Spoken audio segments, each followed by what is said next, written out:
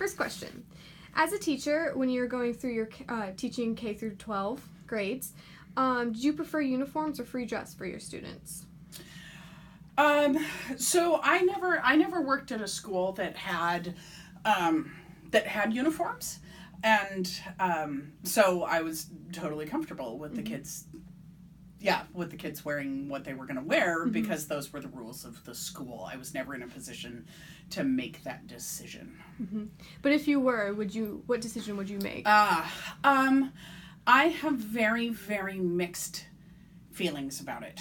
I think that standard dress codes that say wear whatever you want, except not this or this or this or this, are often very biased against women. And my she's 8. My 8-year-old daughter, who is in 3rd grade, her school is a K through 3. She is not allowed to wear tank tops. She has to have sleeves. I find this ludicrous and unreasonable. Anyhow, so I think that standard dress codes are highly problematic. Often they have cultural and racial drawbacks as well.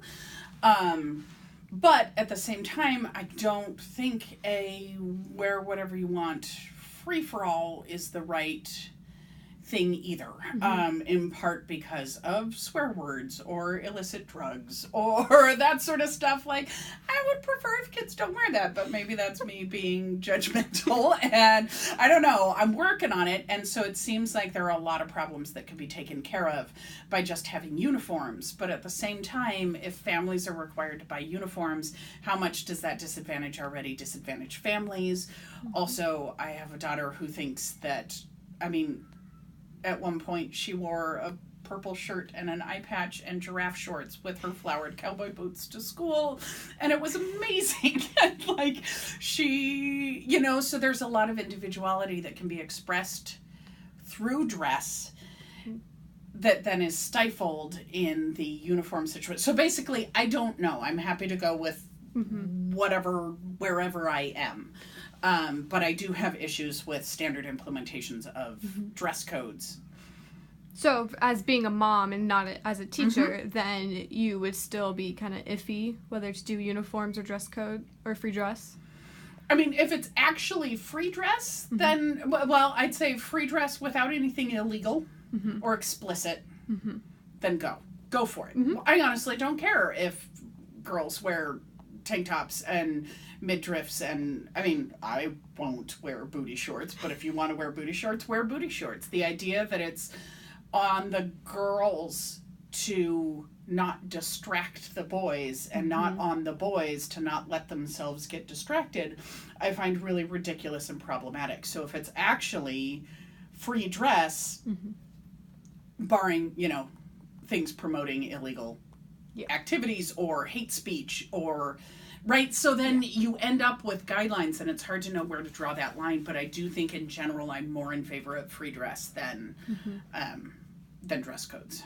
Free dress, especially at public schools. Yeah, free dress, but with some rules, a little. Some rules, and I don't know exactly where to draw that line. Yeah. And I think that that's the problem, is that people want to draw it in different places. Yeah. How can we allow... Well, this actually just answered my next question, which was how can we allow free dress without objectifying girls or putting blame on them? Right. And that was allowing the free dress, but with some restrictions. Well, and I think the messaging we provide to boys is really, really important, right? This whole idea that boys will be boys excuses a lot of bad behavior. That I think is it's dangerous for women and for men.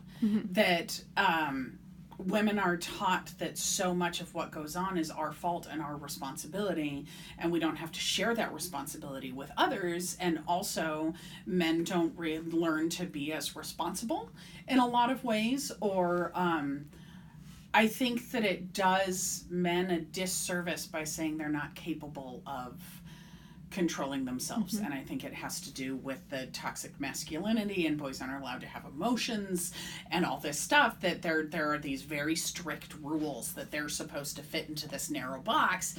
And so it's very different than the strict rules that girls have, but we need to loosen those on both ends and let girls not be responsible by helping boys be more responsible, and thus also more capable of being responsible.